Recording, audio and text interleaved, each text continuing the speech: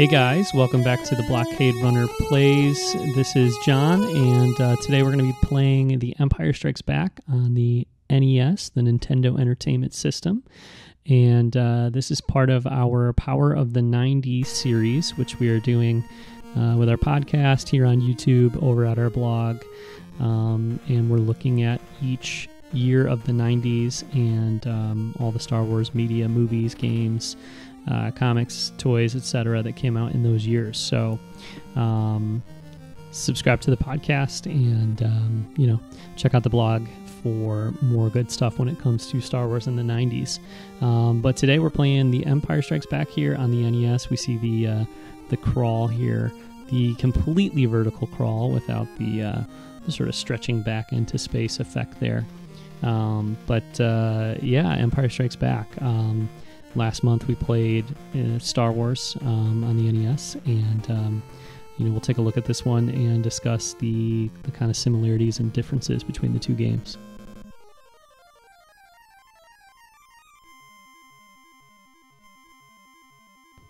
Pretty cool recreation of the opening of Empire here, and definitely I'd say like a little more cinematic presentation than in the NES Star Wars. All right, so we're going to start off on Hoth, playing as Luke Skywalker, of course, on Tauntaun. You can get off the Tauntaun, and as of now, we have a blaster. No force powers yet, but we're going to hit the select button, I think, to bring those up. All right, so I've got my first sort of goal here is check out these meteors, mission from Han. So, and this is a pretty cool, kind of character portrait, but as you see, there's some probe droids around straight from Empire Strikes Back, and we're going to keep exploring. The way this level is set up is very sort of like, oh well, here's Obi-Wan. I love that too, Luke. So they were able to get some digitized voices into this game. Not really sure, like it's kind of I guess it's foreshadowing there that Obi-Wan tells me that the lightsaber is the weapon of the Jedi. But yeah, this level is made up of this like kind of cave labyrinth type thing. We start out on the surface of Hoth there, but very quickly we end up down here in these ice caves. And basically what I'm going to try to do is make it all the way through these caves. We've got some kind of like rolling, I guess these are, I mean, they must be wampas, right? But you'll see later that there's some bigger wampas than these. So I don't know if these are like wampalings, small wampalings. What, I don't know what they are, but okay, I've got my lightsaber, and so we're able to get this earlier than we did in NES Star Wars. But got the lightsaber. These creatures are no match for the saber. I can switch back to the blaster at any time if I want to, and sometimes I will. And if you haven't noticed yet, there's a super jump here, which was something we've seen in other NES games. But to use the super jump, you hold down on the D-pad, hold down the down direction, and then it powers up. And it's cool too because you can power it up, and then you can sort of walk and go to exactly wherever you want to be, and then jump. So it retains the powered up jump thing, even if you want to like reposition yourself. So not bad. But sometimes it's enough to get you where you want to go. I will say about this game, like it'd be nice if I felt like I could platform a little more fluidly, like just quickly move from position to position. But as you see here, sometimes jumps have to be made with such precision that you really can't just sort of like jump from one to the next very fluidly and quickly. So you don't really get that feeling of like just being able to really quickly and easily traverse the environment. But yeah, these ice caves they're pretty labyrinthy, hidden power-ups and stuff all around. I don't think I'll be able to track all of them down here, but we'll try to find a bunch.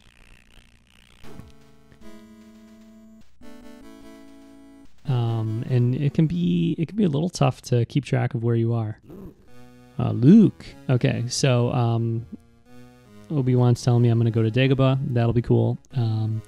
But I got a lot left to do in this ice cave before I can do that. So But I picked up a force power there too. I believe that was the force jump power. But before I can really use that too much, I'm going to cut a hole here in this sort of secret, I guess, area. But whenever you see a big chunk of blue like that, I don't know, it looks different. You got to explore, right? So I'm going to go into a sort of hidden area here. Sometimes it's easier to switch back to the blaster. And here's our first example of the bigger wampa. I gotta say, the top of this wampa sprite kind of character here looks a little strange, but if you squint and look at it real closely, I think you can see sort of horns there on top of his head, and not bad for NES, I suppose. Okay, so it took him out. Really, every time you fight a wampa here in the first level, you can kind of just stand in a corner where it really can't attack you and take it out with the lightsaber. It can be a little tedious, but it gets the job done.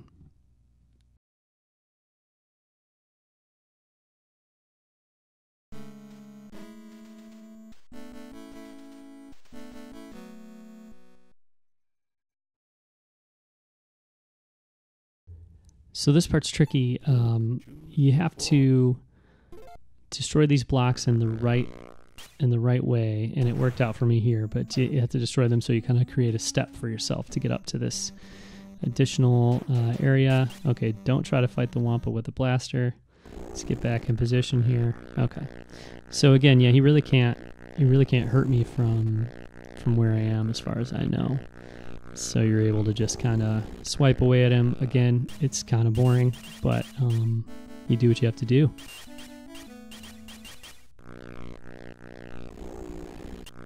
There's some stuff in this game that looks really good in comparison to NES Star Wars. And I suppose it looks a little more sophisticated, a little more 90s, which is appropriate for our purpose here. It looks a little more 90s than the NES Star Wars game. That looked pretty 80s, I would say. And this looks more like a late period NES game in a lot of ways, and it also looks like a game designed maybe for a more, I guess, for an older audience, maybe a little bit, than like the NES Star Wars game. But you know, the ice caves look really cool. The Luke character model is okay. It's a little small for my taste, but it looks pretty good. But then there's stuff that I think just looks kind of ugly in this game too. So I don't know. I'm kind of in the middle in terms of how the game looks. Some stuff looks really great, and then, you know, other things I think are a little less impressive.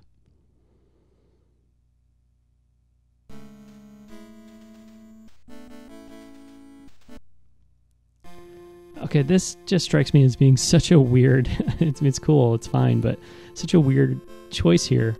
In the very first level, we're finding like this hidden item that shows off these goofy digitized images of the developers of the games. I mean, that's fun, but it's like, I don't know, that seems like the kind of thing that's more appropriate like at the end of a game somewhere, or, you know, in a really, really hidden place. Like I said, as long as you make that little step for yourself out of the ice blocks, it's not difficult to get to this at all, and doesn't seem particularly hidden. So I thought that was an odd choice, but you know, looking back at the game after all these years, it's definitely kind of fun to find that sort of thing.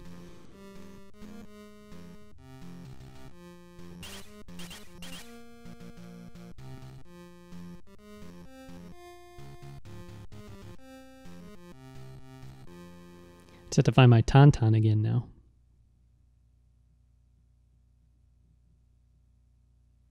I think he's through this tunnel here.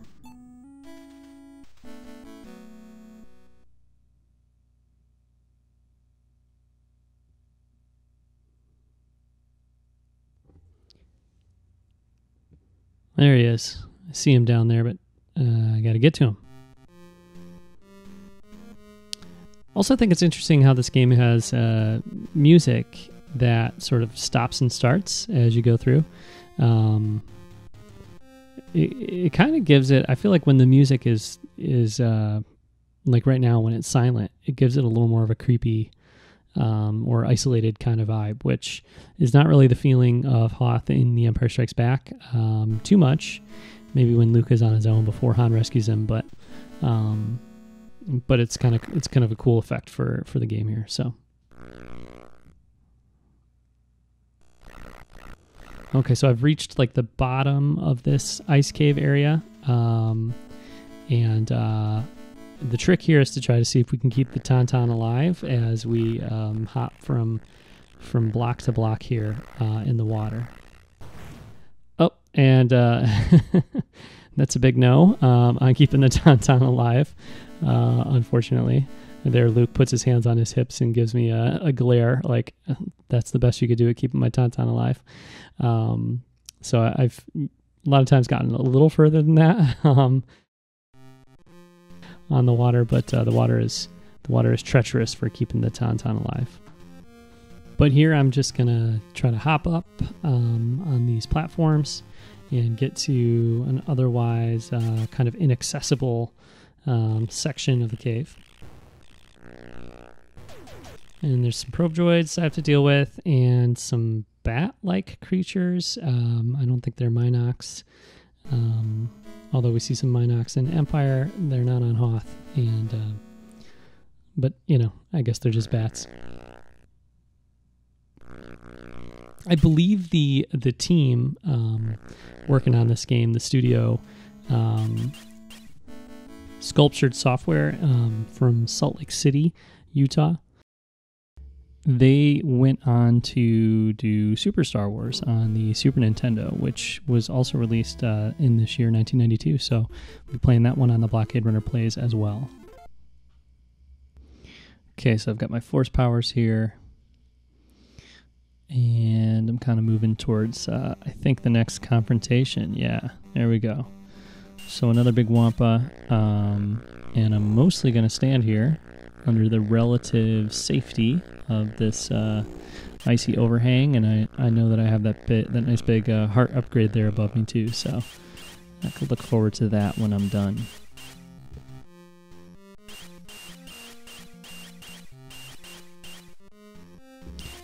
Okay, just a little more here, I think.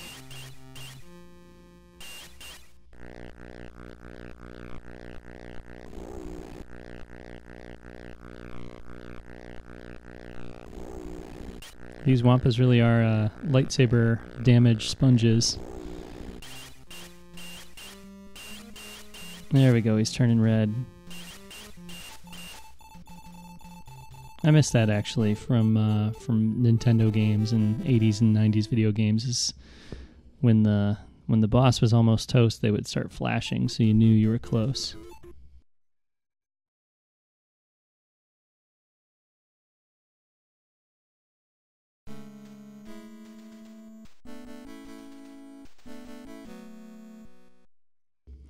So just exploring these caves a little more, but hoping I'm close here to, you know, being able to move on. Got that heart upgrade, and I should be able to hop up here, get rid of these blocks, and move on. Yeah.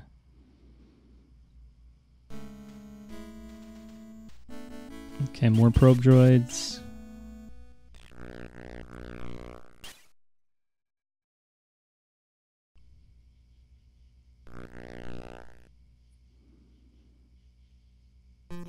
Kid, that meteor's an Imperial probe droid. You better destroy it quick.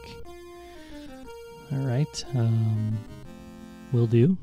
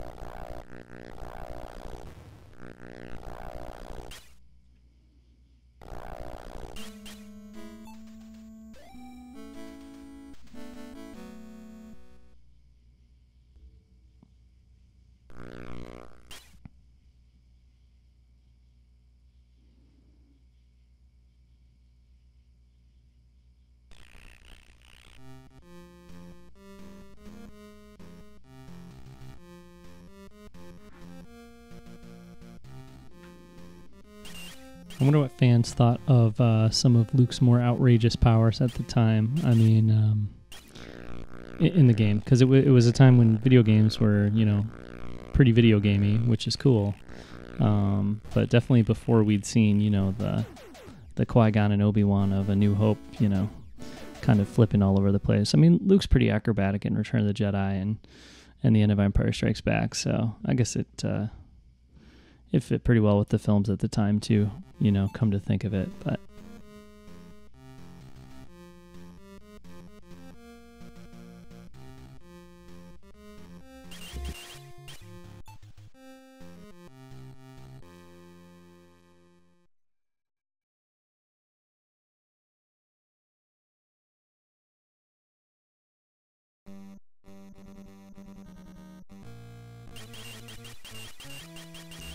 okay, yet another massive wampa to fight here. It seems I have to cut away some bricks to, again, create a safe space for myself. So, you know, they end up not being the most engaging. I don't know if you'd call them a boss fight, but the most engaging battles anyway, as they're pretty easy to figure out.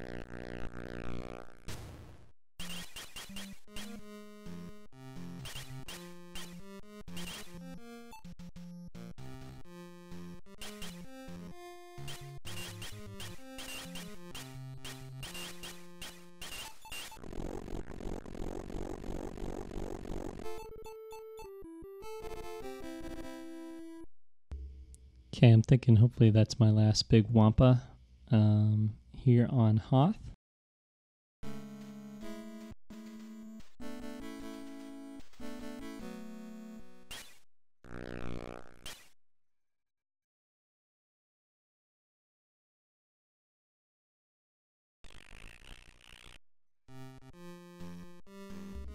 Okay, I believe this is the huge Imperial probe droid of which Han Solo spoke.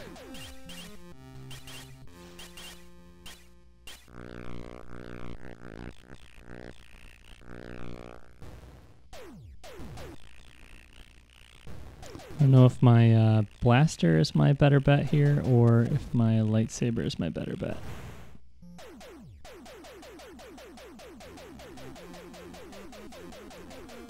But so far, I don't seem to be having a lot of success. I don't know if those are... It seems like they're like kind of like heat-sinking missiles for me there. Although this might be the thing to do, is to just kind of hide out up here. If anything, I think the game has taught me, you know, find your corner where you're safe and just plug away at the boss from there. So we'll see. Oh yeah, he's taking damage, so I think this is gonna work.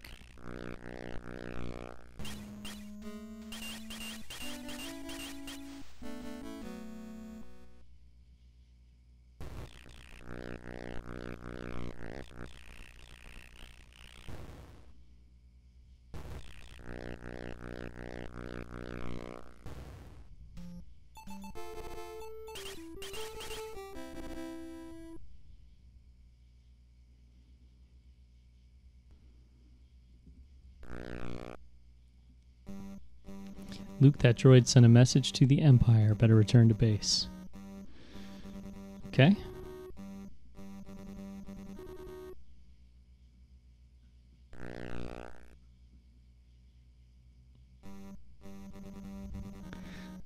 So on the one hand, the portrait in the foreground here is a little goofy looking, but it's cool, I think, because there's a little animation and stuff. So, all right. But now what I'm going to do is pilot this snow speeder and take down a bunch of walkers here, a bunch of AT-ATs. So I was able to grab that one or take that one out with the tow cable. I'll do the same with this one coming up, I hope. If I get to it, let's see. Timing is key with these tow cables. So slow down, and yep, I got him. Now you see there's a number 3 up there under that progress bar map or whatever. So that's how many tow cables I have. Not as many as walkers are shown up there. So I just kind of have to do what I can here. Take him out, and now I have no tow cables left. So I'm going to have to start the tedious process of kind of just cruising around in circles here, back and forth, shooting at the legs, shooting at the body, and slowly working on taking this walker out.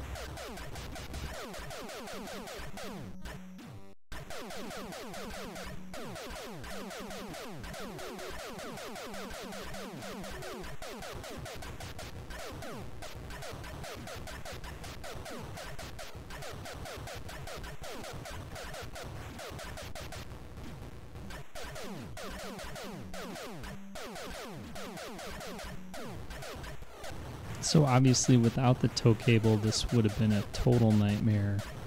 I mean, it kind of is not a nightmare, but it's just so monotonous.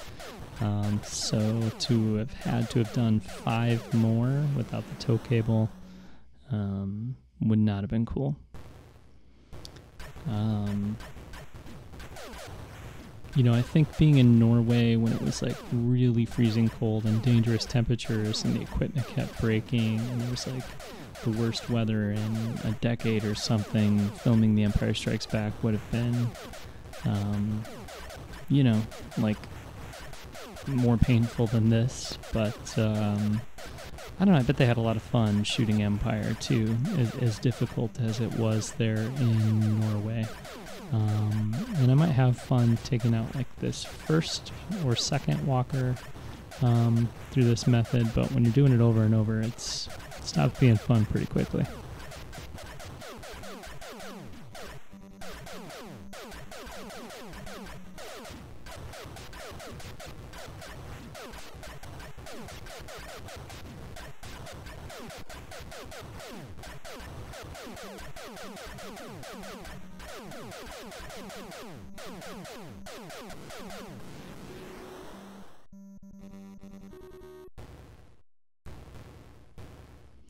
Again, it's crazy to think kind of what a difference there is in this NES game, Empire Strikes Back, and Super Star Wars, which will also release in 1992 from Sculptured Software. I think this game is impressive technically, and obviously it's on much older hardware, the NES, than the Super NES, but I just think that, you know, both visually and in terms of sound, Super Star Wars is such a jump from Empire. It's pretty crazy to think the two games came out very close to one another in '92. I mean, there are similarities in terms of gameplay and just being like fun, you know, action games. And, you know, Super Star Wars has like vehicle modes like, you know, this, or well, not quite like this, but similar. And it has, you know, the lightsaber action and just a lot of similarities, but I don't know, they just feel like from different eras really, and they both released in '92 from the same development team.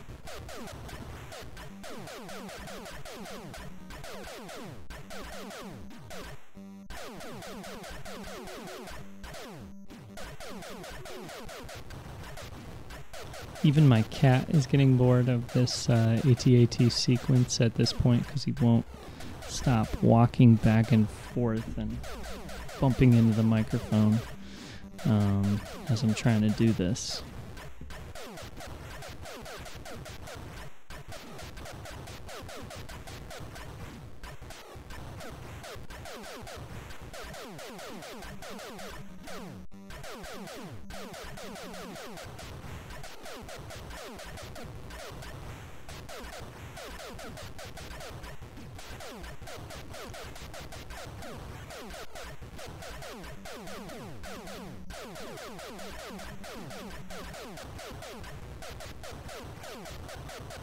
Alright, just one walker left to go. Let's snow speed up here, hopefully take him out as quickly as possible and move on to something else.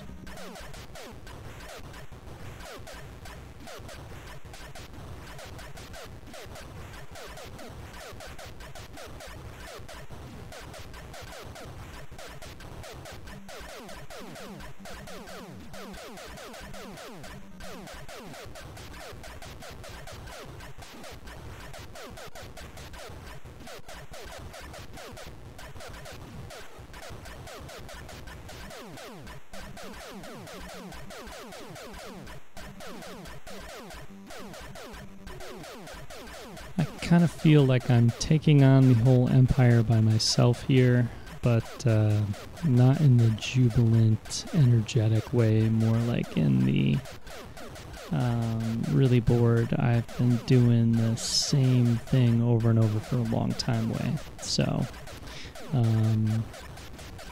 yeah, I think this is a cool sequence, but whoever decided that there needed to be 10 AT-ATs or whatever it is to take out, misguided.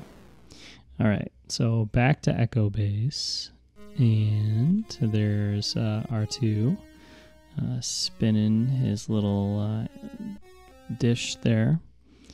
And here we get a cool portrait of Leia and a message that says, "Luke, Imperial troops are in the base. I'm cut off. I can't escape." You know, on one hand it makes sense, but on the other, if you've seen Empire, Leia is, I would say, much more in like, I'm going to go down with the ship if I have to mode, you know. She's reluctant to leave herself, and you know, she's completely stoic and heroic in Echo Base, so it's a little bit of a disservice to her, I think, to present her this way, but it's a video game in 1992, and I think the idea is just to try to stick fairly close to the movie, but yeah. Would have been nice if a little more thought was put into those lines for Leia, I think. Echo Base looks cool. I love the way the snowtroopers look. I love the blue and white and kind of purple hues here. It definitely looks cold. So I think this is cool. The level design is probably pretty similar to the ice caves, which makes sense. Han calls me kid here instead of kiddo, which was always an odd choice. But yeah, the design is probably similar in the sense that you're moving right or left and then up or down, and you know, kind of just making your way through a pretty simple kind of maze-like level design. So but yeah, it's definitely fun to bounce around in this AT-ST as well, and try to figure out how to use this to my advantage as much as possible, but get that health upgrade. But I don't think I can go any further here. It doesn't seem like I can squeeze through, so probably have to go ahead and hop out and explore some more.